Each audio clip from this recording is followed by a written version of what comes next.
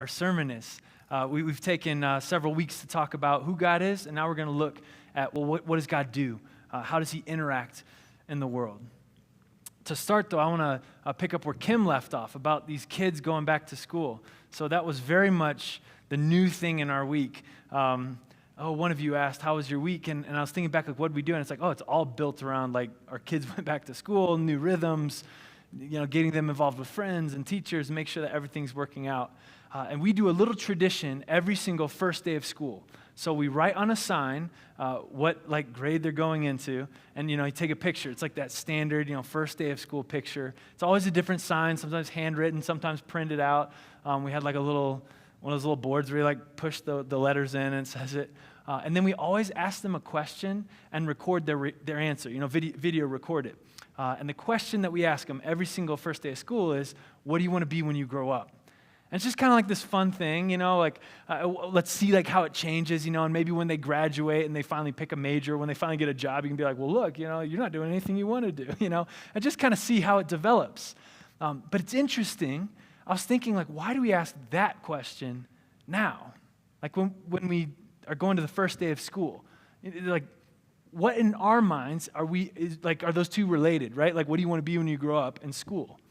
Now, we never tell our kids, but in our mind, the act of going to school is very much on the path toward future aspirations. It's to us, we see the reason why you're going to school is because there's this potential future that you want, that we want, and so this is providing meaning for this act that you will do every day this year whenever you go to school. We never teach our kids that, but we kind of are, implicitly. We're providing them a framework for understanding these daily habits and rituals. We're giving them a narrative for them to find themselves within and to understand why they do things on the daily basis.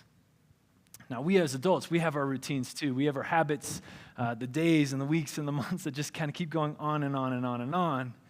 What do you want to be when you grow up? Well, a lot of us kind of say, well, I'm already there, I'm already grown up, and I still don't know, right? What is that framework? What is that narrative that we have that provides that meaning, that purpose for the everyday things? That's what we have here. The grand narrative, God's story of what he's doing is how we can find ourselves and understand, this is who I am. This is my meaning. This is my purpose. So that's where we're going here the next 4 weeks. We're going to take a look at, how has God worked throughout history? How has he interacted? We spent 4 weeks looking at who he is, how the Bible presents who this God is. Okay, now what does he do? And then how do we find ourselves within that movement of God? So, come along with me. We're going to learn, and again, we're going to answer deep questions about, who am I? What's my meaning? What's my purpose? And we're going to start right from the top. We're going to read the first chapter of Genesis together. We've already read this chapter when we were, being introduced to who this God is, but we're going to focus especially on what God is doing. What is he actually doing? And here's what I want to do maybe a little bit different this morning. Don't read it. We aren't going to put it on the screen. I want you to close your eyes and imagine it. So Genesis chapter 1 is different than other passages. This is a poem that describes the act of creation, God working in eternity past. Whenever the earth started, this is the beginning. That's literally the subtitle in this Bible. It just says the beginning. And this is the start of the story. That's where we're going to be here today, and we're going to see how does God act in the world. All right, we're going to read 25 verses, and I want you to shut your eyes and picture it. Don't follow along. Just listen and wonder and imagine God acting. All right, here we go. I'll try to go slow, give you a lot of time to build lots of creative spaces in your head. Genesis chapter 1, verses 1 through 25. In the beginning, God created the heavens and the earth.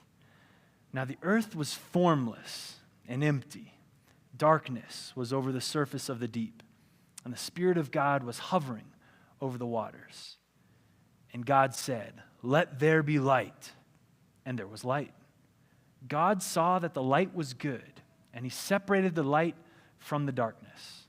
God called the light day, And the darkness he called night. And there was evening, and there was morning, the first day. And God said, "Let there be a vault between the waters to separate water from water." So God made a vault and separated the water under the vault from the water above it. And it was so. God called the vault sky. And there was evening, and there was morning, the second day. And God said, "Let the water under the sky be gathered to one place, and let dry ground appear." And it was so. God called the dry ground land, and the gathered waters he called seas. And God saw that it was good. Then God said, "Let the land produce vegetation, seed-bearing plants, and trees on the land that bear fruit with seed in it, according to their various kinds." And it was so. The land produced vegetation, plants bearing seed according to their kinds, and trees bearing fruit with seed in it according to their kinds. And God saw that it was good. And there was evening, and there was morning, the third day.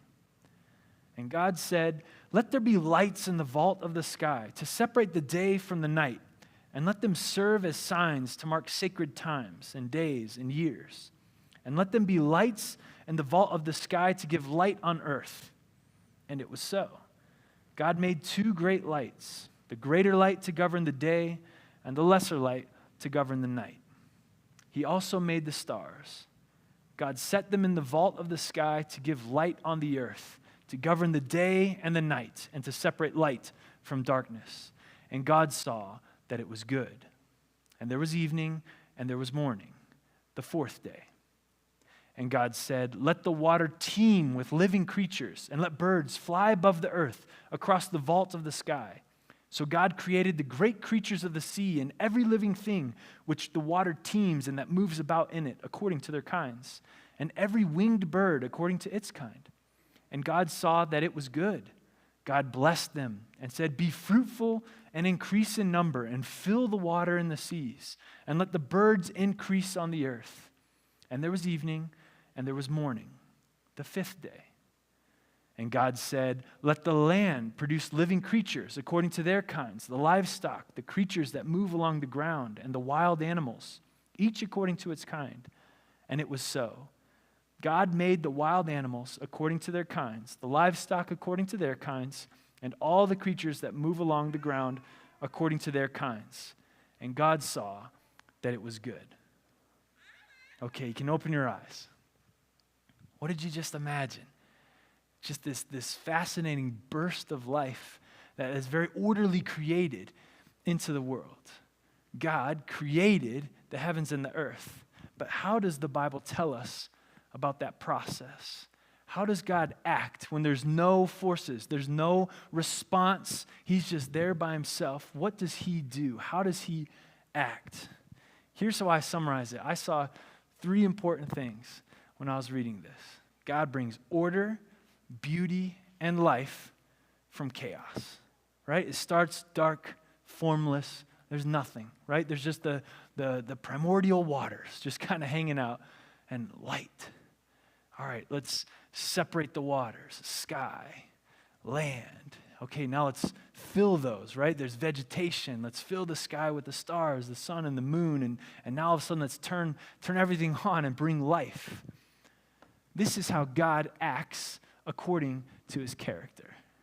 Now you might have heard people, we live in Colorado, gorgeous beauty, gorgeous nature. We go on trails, we enjoy these things. People might say, or maybe you say, I like being out in nature, being in the mountains, because that's where I find God, right? Like I commune with him, I connect with him, I worship him whenever I'm in nature. The reason that you say that is because when we are experiencing nature, we're experiencing the heart of God in the world. This is how the character of God manifests itself here. This is the start of the story. He brings order, beauty, and life from chaos. And we can see it all around us in nature. And we can say, wow, that is God.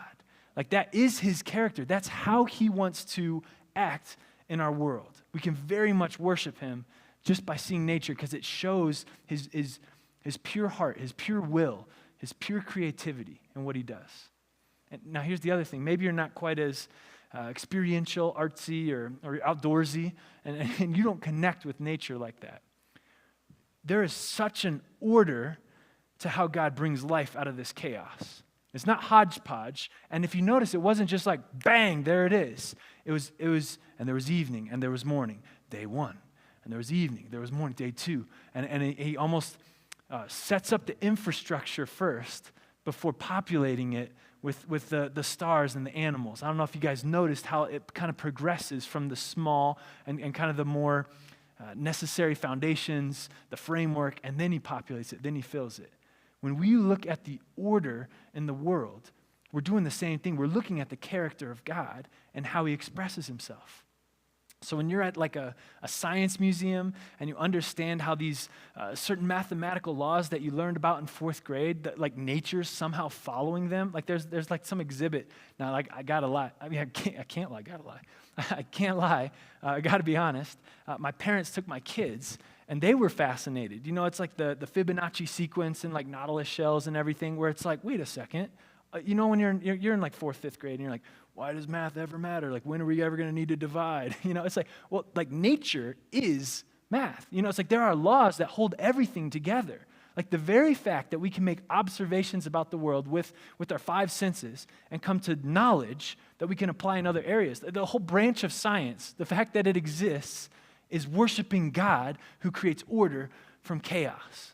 Like that is his character. That's his stamp in the world that we see. See, and it's not just a still photo, right? He didn't just create mountains he brought life. Like he wants it to be dynamic, to move, like how much emphasis did you see on seed-bearing plants, right? Not just plants that just sit around and do things. It's like, no, they're going to create more. And then there's all sorts of these animals that are going to populate and fill. And he tells them, he says, go fill the earth, right? It's like he wants to create a dynamic, living environment. These are all characteristics of our God, what he does when there's no outside forces. This is who our God is. The purest expression, right, of his will is what we see here in Genesis chapter 1. And I want to take an aside really quick. It doesn't mention it here, but this is where my mind goes. I always wonder what heaven's going to be like. When I get to be with God forever, what will it be like? The Bible is notoriously quiet about this. There's very few things that describe what heaven's going to look like. And so throughout the ages, people wonder, you know, and so we have stories or different ways of understanding it. When I read Genesis chapter 1, I say, well, this is what God does in his free time, right? Like when he's just got all the time in the world, he creates. He brings order, beauty, and life from chaos. So if I'm spending free time with God forever, I imagine a Genesis 1 forever. Like what if there's mountain ranges you've never heard of, never know about, with thousands of trails just inviting you to explore? There's waterfalls, there's new geological features that don't even exist on Earth that he's got for you to just learn about, right? New species to discover, new types of pets that you can interact with that are totally different than what we have, like a whole new world to explore. I don't know if that's what it's like, but I know my God. This is his character. If I'm spending eternity with him, it's going to look a whole lot more like this order, beauty, life together with him than like when I was a kid, I was nervous. It'd be like singing songs on a harp, you know, like in a cloud and just kind of bored all day, you know. So I don't know if that helps you. You probably have your own conception, or perhaps your kids have already asked you like, hey, I don't want to live forever in heaven. It's going to be boring. Beautiful, yes. Boring, no, not at all. That's not our God. All right, next. After, you kind of saw how we were building up, right? So we start just with light and dark, and then you start with sky and water, you know, and then you start populating these things, you know, the land and the seas, but then stars and animals. It's growing. It's getting bigger. God doesn't speak to the things that he creates until he gets to the animals and says, be fruitful and multiply. It's like we're developing, we're building up, and we're not at the end. I mean, I don't know if you guys weren't looking along, so maybe you didn't know that. But Genesis 1 isn't over. Like God's saving his best for last. There's a crowning achievement. We haven't made it to the end of his creation. And see, at the end of verse 25, where I ended it, what did I say? I said, and God saw that it was good. You heard that refrain over and over. Well, at the end of verse 31, which is the end of chapter 1, it says, God saw all that he had made, and it was very good. So whatever comes next that I've left out is the cherry on top. It takes good to very good. This is what it is. We'll put it up on the screen. You don't have to imagine this. This is verse 26 through 31.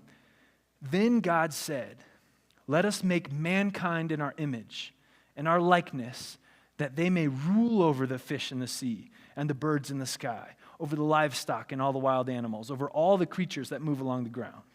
So God created mankind in his own image. In the image of God, he created them. Male and female, he created them. God blessed them and said to them, be fruitful and increase in number. Fill the earth and subdue it. Rule over the fish in the sea and the birds in the sky and over every living creature that moves on the ground.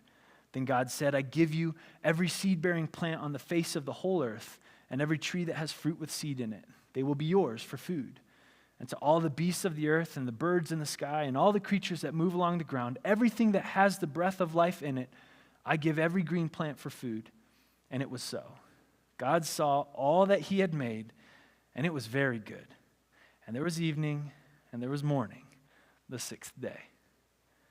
That's the crowning achievement of God in his creation. It's humanity. It's us. We're the thing that he's been building towards, right? Like the crown piece, the crown jewel of all of his creation. It builds, he says, everything is given to you for food, right? Like all those plants, those are meant for you. All the animals, you're meant to rule them and subdue them. You're in charge, right? So the job that God has, rightfully has, this is his world. He's saying, I'm making it your world. Can you run this thing for me? I've created order, beauty, and life from chaos. Can you keep this thing going? Right? Be fruitful and multiply. And then we're the only thing in creation that gets his little fingerprint. Right? The fingerprint of the almighty creator God. This image of God is given to humanity. Humankind. We are set apart. We're different. We're special. This is how God starts the narrative. Right? He brings order, beauty, and life from chaos, and then he creates people as the top, the rulers, and kind of work all this out that he has started. And it keeps going. I'm not going to read all of chapter 2, but we're going to read some of it. Chapter 2 looks further into this special relationship between God and humanity. It starts with the first man, Adam, and how he is created. And then God has made a specific corner of his creation, a garden that he has tended, and drops Adam in it and says, okay, your job is to take care of this. Keep going, run it. He kind of gives him like his little kingdom, right? Like here's what you need to do. And then he further defines what this relationship between God and humanity is going to look like. We're going to read verses 15 through 17 because that recaps where chapter 2 goes. It says, the Lord God took the man and put him in the Garden of Eden to work it and take care of it. And the Lord God commanded the man, you are free to eat from any tree in the garden, but you must not eat from the tree of the knowledge of good and evil. For when you eat from it, you will certainly die. Now, you might have heard of that last part, but at the beginning, what I want us to see is that our call as humanity, this is, again, before anything has happened, right? Like humanity has not said anything. There's no opposing forces that God's having to deal with or respond to. His design, his intention in creation is to create a garden, order beauty, life from chaos, and place humans, and you guys tend this.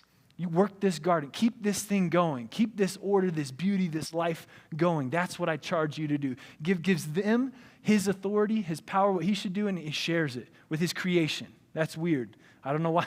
Like we're the created, and yet he's saying you can be in charge of my creation. But then there's this stipulation, right? There's a tree. You can eat from any tree. You know, we had all the fields, right? And all the flowers, all the vegetation are for our food, except for the tree of the knowledge of good and evil. And this is not just like a test. You know, it's not just, like, don't touch that, and I just want to see if you can follow me or not. Knowledge of tree and good and evil, right? If you eat from it, then you gain the knowledge of good and evil. That sounds good. That's like what I'm trying to teach my kids, right? What's right from wrong. But see, that role is already taken. There's already been someone who's declaring things are good and whether or not they're evil in chapter 1. After every day, God is saying, and it was good. He's the one who gets to say this is good and this is evil. We can be a part of the garden. He's giving us so much authority to take care of this whole creation.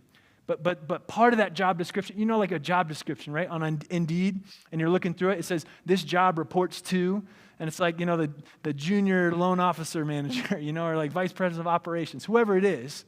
Like our job description, you work the garden, this job reports to Almighty Creator God. This stipulates, I am the one, right? God is saying, I am the one that declares good and evil. You remain attached to me. You remain submitting to my rule and what I say is right, and that's how we will move forward. And then you keep going what I've started.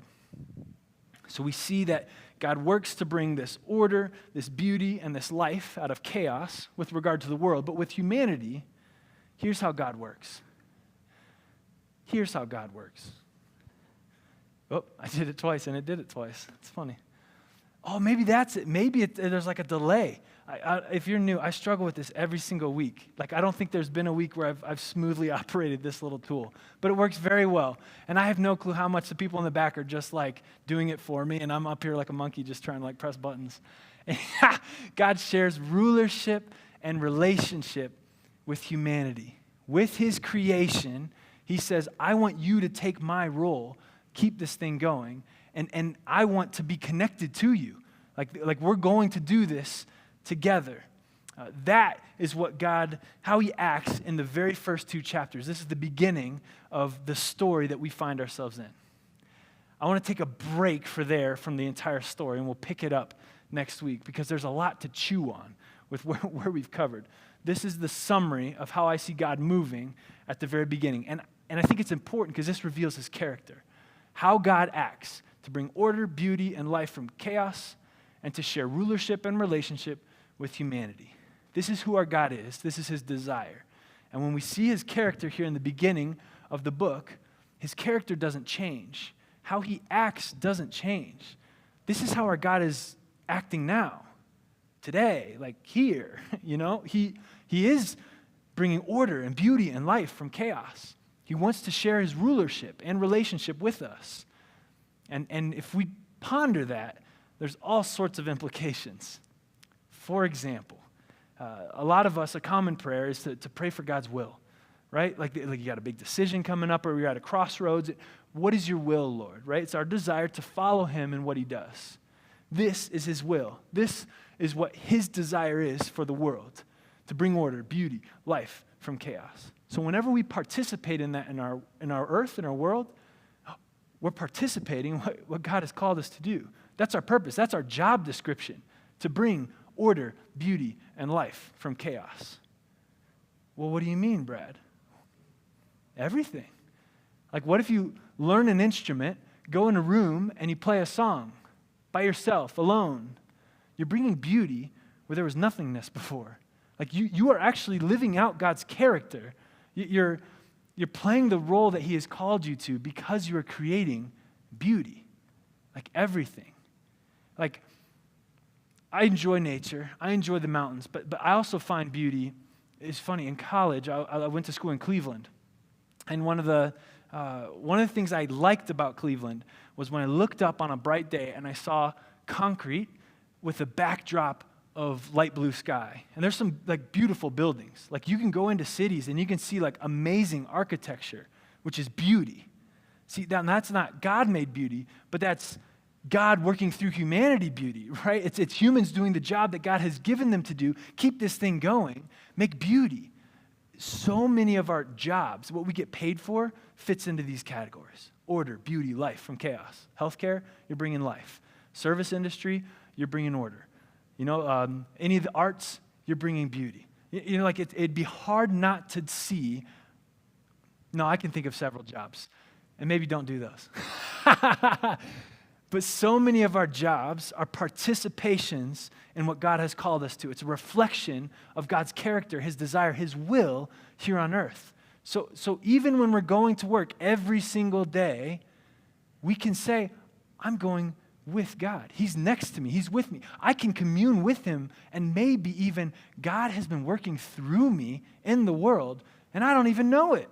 Like, I'm not even aware that my job is an extension of God's character, his heart, how he wants to act in the world, and he is actually using me every single day.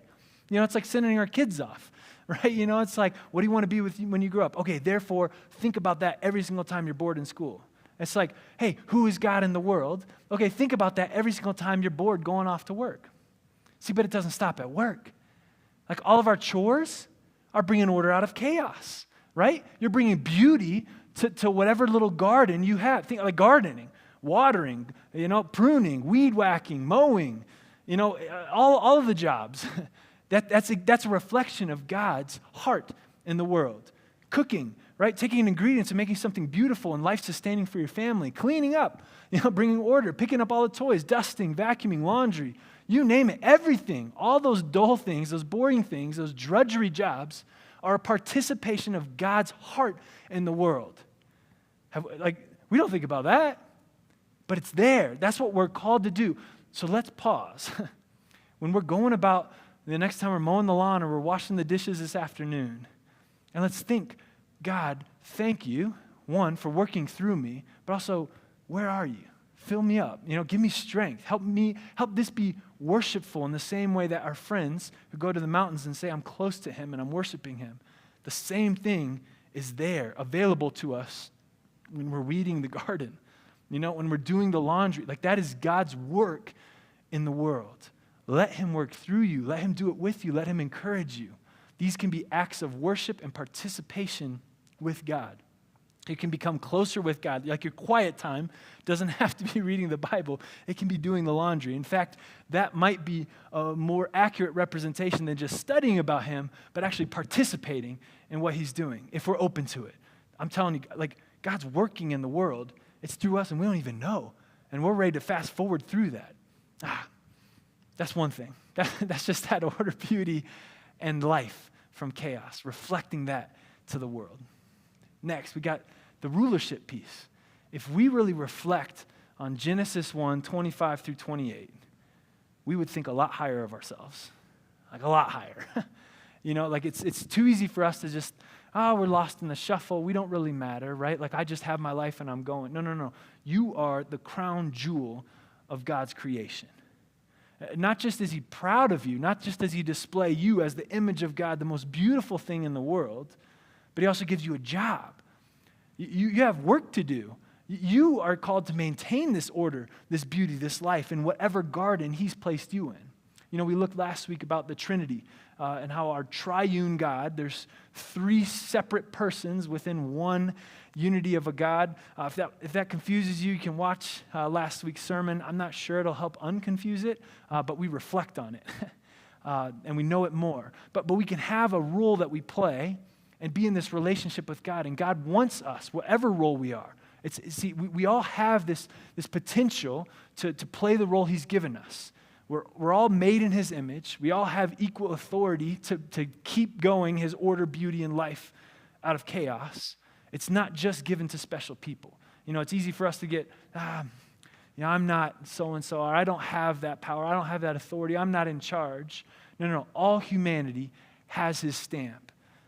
So if you're feeling down or you don't have purpose or you aren't sure if God loves you, Genesis chapter 1, 25 through 28, that's about you, like your royalty. He's elected you and placed you there. You're like the prince and the princess. You reflect the king. That's our role on earth. Last, that relationship. When we understand this tree of knowledge and good and evil, it's not just a test seeing if we're going to fall. I know some of you know what comes next in the story, but from just Genesis chapter 2, it defines what our relationship looks like with him. It's that job description. Obedience is a key factor. We are not the creator God. We did not write the story and God's a part of it. This is God's story and we're a part of it. We're actually a very elevated part of it. But our role with respect to God is obedience and submission. Too many of us, it's easy to point fingers at others, but let's be real, we do this. We treat God like a little Lucky Charm, right?